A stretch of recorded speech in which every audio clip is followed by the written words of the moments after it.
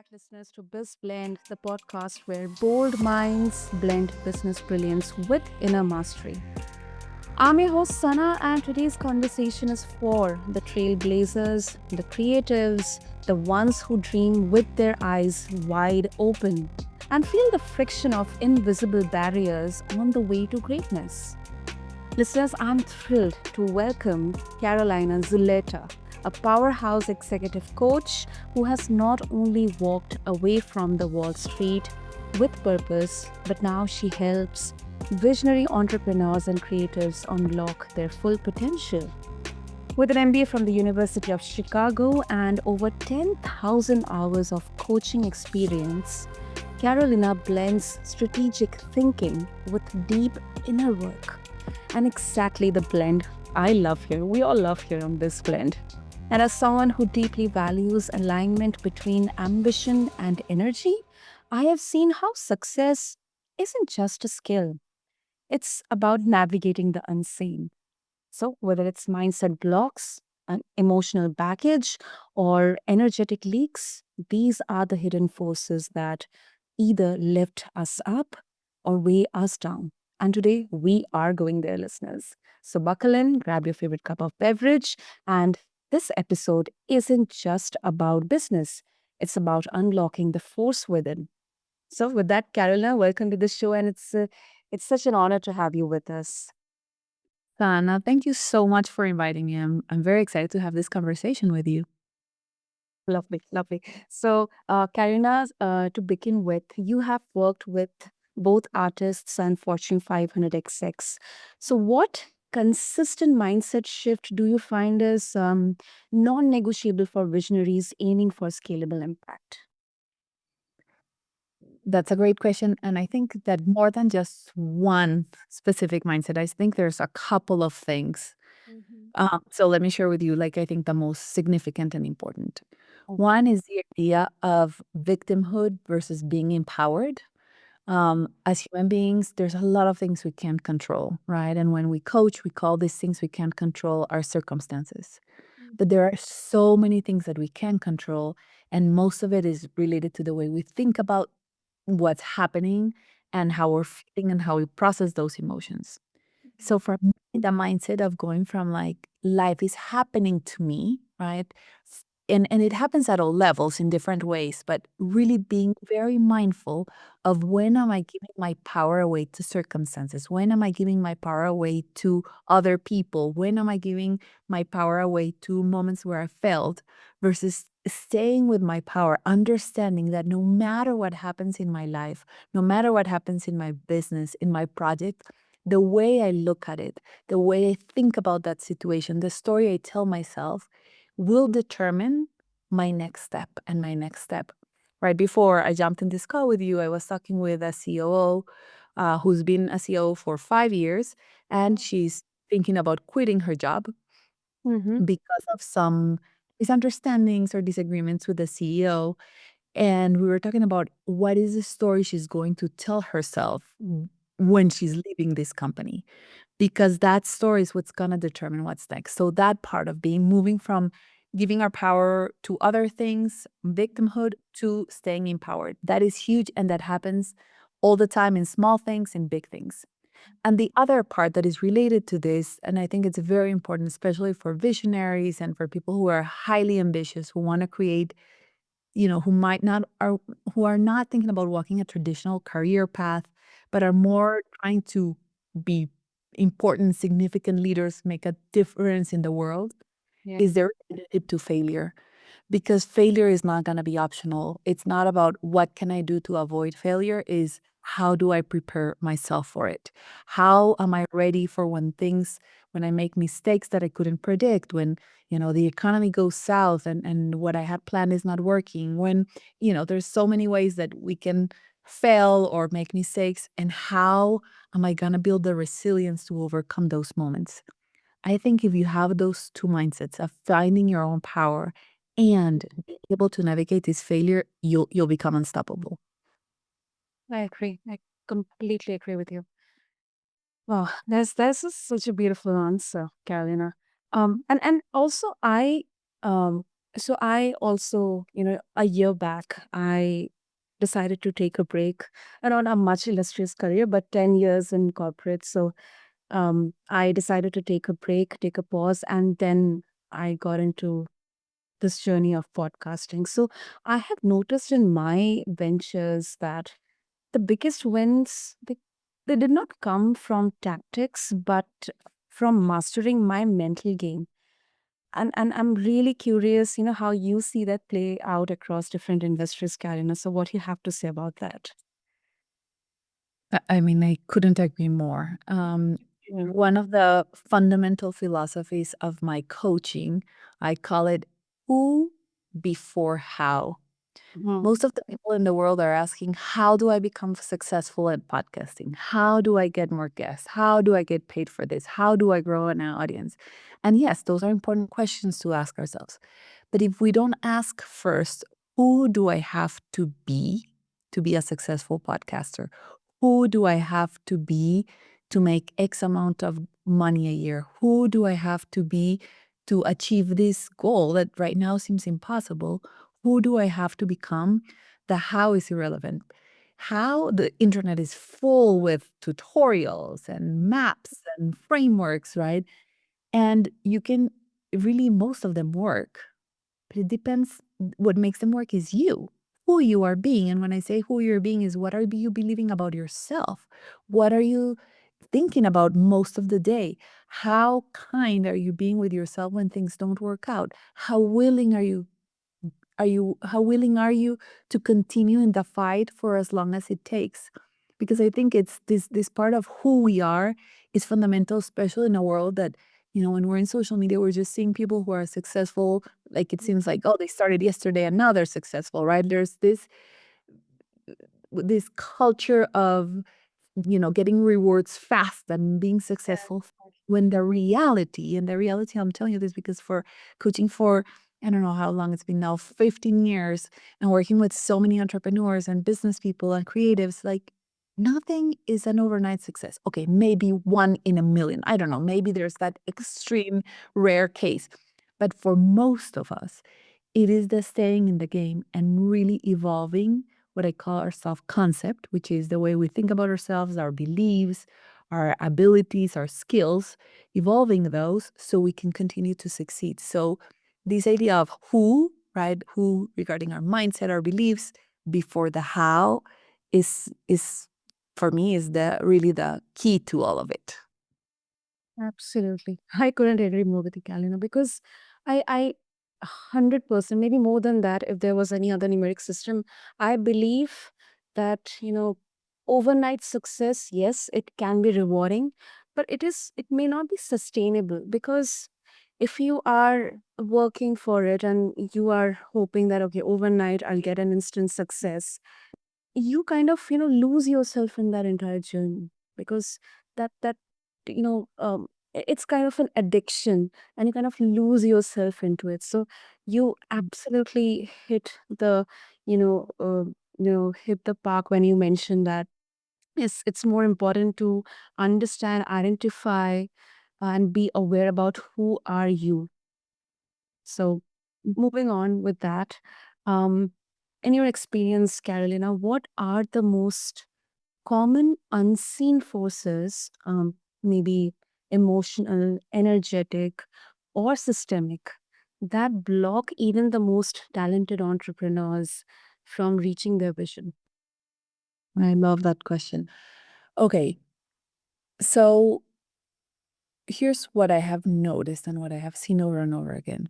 Mhm. When we commit to creating something, when we decide, okay, here's what I'm going to do. I'm going to grow a business from 0 to $1 million, from, 1 million to 10 millions, whatever our goal is. Or I'm going to launch this product that has never been seen before, or whatever our vision is, whatever we're going to do. We get very excited at the beginning, right? Like it's like, oh my God, it's so exciting. We're thinking about how we're gonna be successful. And that gives us some energy to start going for it. Mhm. And then we start hitting roadblocks. And then we start hitting obstacles. And then we start meeting people who tell us, oh, that's not that a great idea. I don't think that's gonna work. Here's why it's not gonna work. There's 10 million people doing the same thing that you're doing. And we start hearing all this. And that starts creating some tension in our body, some fear, we're gonna name it that way. But I think it's more like this tension. And we start taking steps and then things don't work and things break and things, are not, I was talking with another client who sells consulting, financial consulting, and it's like, oh, I had 25 calls with potential clients and everyone said no, right? So we start feeling that tension. And what a lot of people do is change paths, bring the goal down, make something to release that tension because the tension is very uncomfortable in our bodies. And many of us are not even conscious that that's what's driving it. But it's like, oh, I don't want to feel this, right? So we switch paths. We were like, you know what, instead of, selling online, I'm gonna sell person to person instead of, doing this movie because I work with creatives, we're gonna start doing this TV show. And then they go another path and the same thing happens. We get very excited. We see all the possibilities and then we start working on it and then things start breaking and then people start telling us why it's not going to work and we start getting rejection. We start facing failure and then we're like, oh no, this is not, let's go back to the first idea, right? Yeah. So that can take years, right? Like going from this thing to the next thing. And then we start looking around and saying like, oh my God, I'm not successful. I don't have it in me. Or it doesn't work for me. And I think that not learning to be with that tension is what, even the most incredible people, they still have more potential to pursue. They still have bigger ideas to pursue, but what holds them back, what at some point in the road holds them back is not being able to navigate that tension and stay with it and be with it and remind ourselves that we are capable of being with all that uncomfortable emotions and energy that doesn't feel good in our body. Hmm. Makes sense, Carolina. Uh, let's put a bit of a contradictory aspect to this. Some would argue that mindset is overrated. They would simply say just work harder and stay focused, and the results will come. So, what's your take on this mindset versus the inner mastery you advocate for? Well, I don't think it's one or the other, right? Like it can't be just like, oh, I'm gonna sit here and bliss myself with positive thoughts and meditation and being present, like, and then pretend that things are gonna happen. No, we live in a material world. We have to work for it. We have to get better at it. We have to develop our skills, our talents, build connections. All those things that take action. So I don't think it's one or the other. I don't even know why we have to put them against each other. I think it's both complement each other, right? Let's say, for a lot of entrepreneurs, me included, when I started my business, one of the toughest things was learning to sell, right? I had been in business, I had a business degree, all I had been coaching, but I had been coaching within a corporation. I had never faced the, hey, you want to hire me as your coach, right? Like conversation. And sales is tough, emotionally, energetically, but there's also a skill to it, right? So it wasn't just about me believing like I'm gonna make a sale, I'm gonna be very good at this, people are gonna love it, but it was me about wait a moment, take a step back. How do I sell? What are the strategies? What are the tactics? But my mindset allowed me to pursue that education. My mindset of saying, like, hold on, there's a skill I need to develop. There's nothing wrong with me. It's not that I'm not capable of doing this. Of course I am. I just need to learn how. So then that mindset of, again, using my power back to myself, what I was saying, of staying empowered and being like, okay, this is not working. Who can I ask for help? What course can I take? What book can I read? Who can give me feedback about the way I'm doing this? That mindset of allowing myself to not be perfect, to be in a constant process of growth, then it took me to the education. And then those skills that I learned in because I took a class on how on entrepreneurial selling and I learned a lot of strategies and tactics and then I started applying them. And you know what happens at the beginning? They don't work. They don't work because I'm new at it and I'm just learning. So then being able my mindset comes in again and tells me like, "Oh, it doesn't work. I'm just not good at that." That's one mindset. Or, it's not working. I wonder where am I making a mistake? Let me get someone who can give me feedback, who can listen to my sales calls.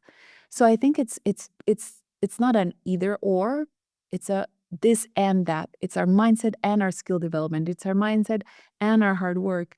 And I think that hard work, for sure, we when we're starting something, we work hard, but working hard doesn't necessarily mean more hours, which I think Yeah. we tend to confuse those two. People say, I worked so hard, I worked 80 hours. Yeah, but what did you produce in those 80 hours? I think work hard is, I worked 5 hours, but here's how much I produced. I didn't allow myself to stay distracted. I did the hard things first. I, right, like I I used my brain to really think of the answer to this problem. So for me, working hard is not more hours. Working hard is doing the thing we need to do to produce the results we want. And sometimes that might mean that, this weekend, I usually never work on the weekends. And we have something special going on for my business on Saturday. My husband took my two girls and I went to a coffee shop and I'm like, I'm just gonna get this done 3 hours. And I gave myself 3 hours and I did not even blink. Those 3 hours I was like focused and I got it done. So Mm. sometimes it might mean more hours, of course, but it's not the rule. It doesn't mean that working hard means working 80 hours, 70 Yeah. hours. Yeah. True. True. I completely agree with you. And it's a marathon. It's not a sprint. So Yeah. Yes. also and this I used to believe this. I've also worked in the sales um, you know, uh, area. And oftentimes when things did not work in my favor, I didn't used to end up with the expected numbers. I used to always console myself, telling, okay, trust the process, trust the process. Let's just continue with this. Let's not give up. And then I used to lean into the unknown. So but at what point do you think, Carolina, does surrender turn into passivity or self sabotage? Yes. Um, that is a really profound conversation because, again, right, like when this tension I was talking about, when things are not going the way we want, that you didn't meet the numbers as a salesperson. We want to do something to release that tension. And a lot of us say, well, it wasn't just the right moment, maybe it wasn't the right time, like the planets weren't aligned, something like that. And yes, when we tell ourselves those stories, they release that tension. So they help for that. But I also think that it's very important to extract value from our failures, right? So, okay, I didn't meet the numbers last month or last quarter. Well, I have multiple options here. I can beat myself up, right? Which is another path a lot of us take. I'm terrible at this. I'll never succeed. This is awful. Why am I doing this? Right. And then we lose tons of energy from our own self criticism. Another one is let me release the tension by giving myself a story that just does that. You know what? I don't know. Yeah, this quarter, the economy did this or this happened in the business. Nobody else achieved their goals. Whatever the story we tell ourselves to release it. But in both of those examples, right, criticizing ourselves or just simply relieving the tension, we're not learning anything. We're not getting better at anything. I think it's the much better idea is to go back and do a review and be like, okay, I didn't meet my goals. First, let me write all the actions I took. I did this, it is this. Okay, now let me write all the actions I knew I could have done, but I didn't do. So I didn't ask for feedback. I didn't really push myself to make that extra call. I didn't I didn't address these objections. I didn't ask for the sale in a very defined way or more assertive way, right? Like, okay, got it. I'm not gonna beat myself up. I'm a process, I'm in process. I'm always growing. Always learning. I am gonna, give myself a hug and be like, yes, you know what, this weekend, take it off. That was tough. But then Monday morning, I'm gonna get all these lessons and I'm gonna do it better. Yeah. Yes.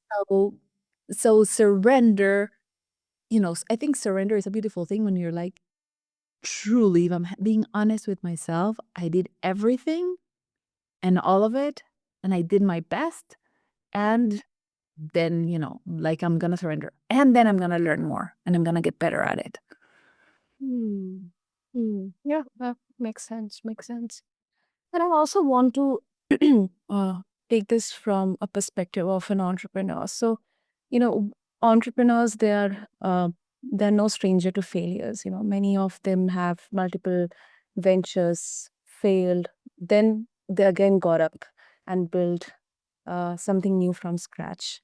So, what do you think here? I mean, is it okay to keep working on something which may not in the long run be fruitful, or it's something bound to fail, but we are still trying it because we feel, okay, let's just give it time, let's not give up? Or is it okay to be mindful or be aware about, okay, if this is not working, let me just prepare myself for pivoting to something new? So it's a very nuanced Yeah. conversation. Yeah. There's no black and white. And here's what I tell my clients. Number one, the best place to quit something, to say, okay, it's not gonna work anymore, is when I decide I don't want this anymore.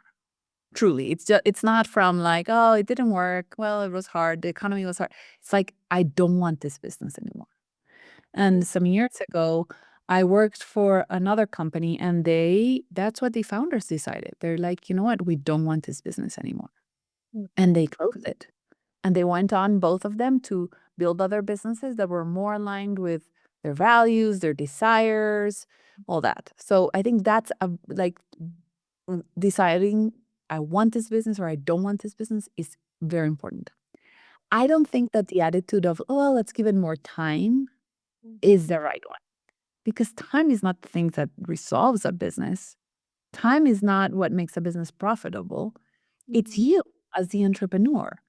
So if you still like this business and you're still like, I still want to do this business. I still want to be, in your case, Sana, be successful at podcasting. Mhm. Saying, I'm gonna give it more time. The question I would ask myself is, what can I learn? What am I not seeing? Because most businesses, there's an example of a business very similar that it is being successful, right? In my world of coaching, there's hundreds of thousands of coaches. When I started 15 years ago, there were not as many as today.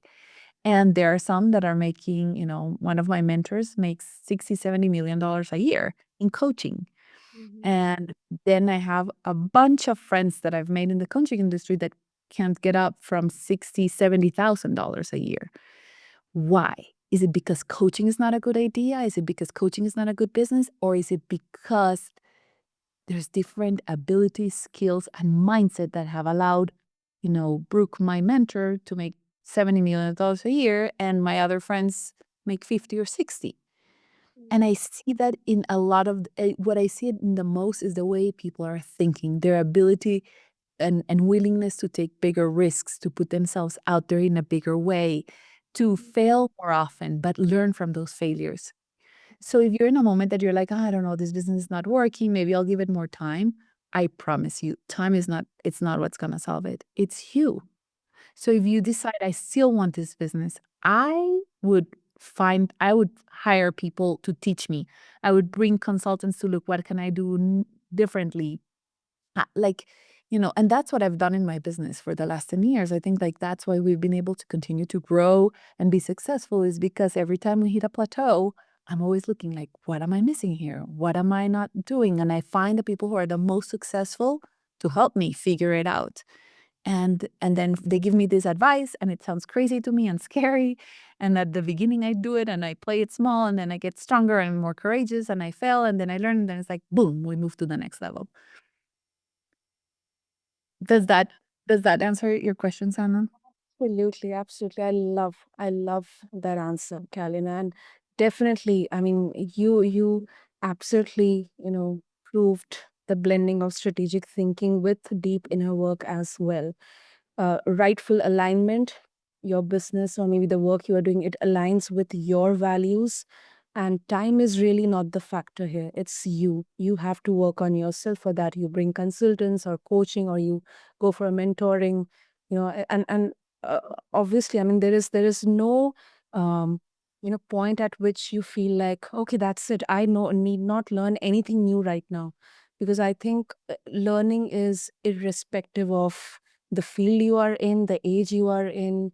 Uh, you learn from your mistakes, failures, adversities, and then once again you get into the battlefield, because the warrior mindset is what exactly how it works. So I absolutely loved your answer. I'm glad. Okay, and also you talk about helping leaders stay energized, focused, and in control of their success. So, um, would you like to share any rituals or practices, or maybe mindset anchors that you find most effective for sustaining this? Especially during high growth, high stress growth phases. Mhm. Yeah, so, you know, I think rituals are very personal, and I think that each person has to discover what they work for themselves. And definitely with my clients, I look into some of those, but they're very specific to each person. And here's what I also know in this question you're asking me.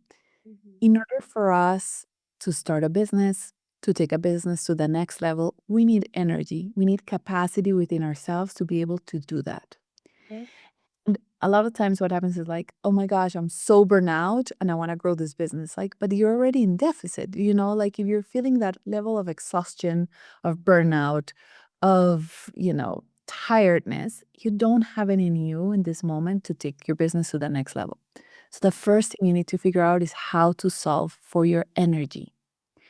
And I could talk hours about this topic because our energy, our capacity to do things, we live in a society where being tired has become, I don't know, you tell me where you are, Sana, but I know in the US, definitely talking about, I'm tired, I'm exhausted. It's almost like a badge of honor. Like, oh, I'm so tired. That means I'm doing things well. Yeah. The more we tell ourselves that we're so tired and we're so exhausted, guess what? We get more tired and more exhausted and we have less energy. So I think learning to manage our energy, and again, both from the strategic place of, am I eating the right foods? Am I getting enough water? Am I sleeping well? Have I been to the doctor to check all my levels and my blood tests and all my body to make sure that my body is working well? Am I working out or going for walks? Like, how am I taking care of my physical body? Because that is, and the other part that I think is fundamental is, what is the story I keep telling myself every day? Am I telling myself every day, I'm so tired, I can't do this, I'm exhausted, I'm just gonna get through the day, I can't wait to get till it's Friday. That is sucking the energy out of you. So people are like, but how don't I say that I'm tired when I'm feeling tired? And I was like, well, if you're really feeling tired, then pause everything, go take a nap and rest. But if you're saying you're tired or you're feeling tired and you're not gonna rest, then don't tell yourself you're tired. Tell yourself, you know what? I'm capable of doing this. You know what? I have energy within me to figure this out. I am gonna bring it up. Because all of us have been, and Sana, tell me if you've been in a situation like this where you feel, I remember a lot in business school that we were working on a project that we had to present the next day, and it was like 1 a.m., 2 a.m., 3 a.m. And I was like, with my classmates, and my eyes were closing. And I was like, my God, I'm so exhausted. Like, this is so hard. And then we would push through, and then 7 a.m. we had to present. And the moment that we're presenting in front of a class or in front of professors, boo, the energy was there. Like we Yes. Yes. un yeah, right? We felt that. So why? Why? It's because we have an ability to generate energy from within. Now, Mhm. that doesn't mean that always doing that and not resting. Of course, you have to incorporate rest in your life. But if you wake up and you're like, oh my God, I have to send all these emails and I have to do these follow-ups and I'm so tired, I'm so exhausted and I don't want to do this, it's gonna be awful. But if you're like, you know what? Yes, I have 10 emails to do. Maybe it's not that thing I love doing the most, but I have it within me. I'm gonna focus. I'm gonna get this done. Then you generate this energy that you go through. So so that's the second thing. And then the third thing is, when most of my clients are high performing, right? Like they are very fast, very smart. They get a lot of stuff done in very short periods of time. But what happens is that they don't know how to delegate. They don't know how to train others to do the work for them. And the more you want to scale your business and grow, you have to become very good at delegating. So that would be another skill set that I would like, if someone wants to continue growing and more than a ritual, I would get very practical. It's like, okay, let's see what's the work, what's essential for you to do, what is your zone of genius, where are you adding the most value, and let's find other people that can do other things. How are you taking care of your body, and what are you telling yourself? With those three things, you're gonna be, you're gonna take your business to whatever level you want. Wow. And especially I loved the second point you mentioned. It's kind of channelizing the parents' energy. I mean, you have worked hard your entire day, but when it comes to your kids, you once again get that extreme amount of energy to help them and see that a love and warmth in their eyes. So yeah, I loved all the three ways you mentioned. So brilliant, brilliant, Karina. This has been such an enlightening, heartwarming conversation with practical insights and strategies as well. And I guess it has been a masterclass in both the art and science of leadership. So thank you so much for this one. Well, thank you, Sana. Really, I appreciate giving me this space to share things I feel so passionate about, and that I deeply believe that anyone who applies them, they're gonna see results and difference in their lives and their business. Definitely. Personally, I'm taking so many takeaways from this conversation, listeners, and I'm very much confident that you are also taking a lot of golden nuggets. And Kalina, if our listeners would like to wish for more such golden nuggets from you, what's the best way to do that? Yeah, so there's two recommendations I would make. First, I have a podcast in which I talk about all these topics every week. It's called The Visionaries Pursuit. It's in any platform where you like to listen to your podcast. And again, it's 20 minutes episodes. They're pretty short and they're focused on one of these strategies and many more that I teach. And the other thing is you can go to my website, which is CARO, the first four letters of my first name, Caro, and my last name, Zuleta, ZULETA.com. And there you can see all the offerings I have. Brilliant. I have all the details mentioned in the show notes. And listeners, that was Karina Zuleta for all of you. And once again, Karina, thank you so much for reminding us that scaling a vision, it requires not just a B plan, but or a business plan, but a grounded, aligned, and unshakable self. Thank you. Thank you. And to all of my lovely listeners out there, if this episode has stirred up something in you, take a moment today to ask. Do a bit of self introspection. What unseen forces helping or hindering my next move?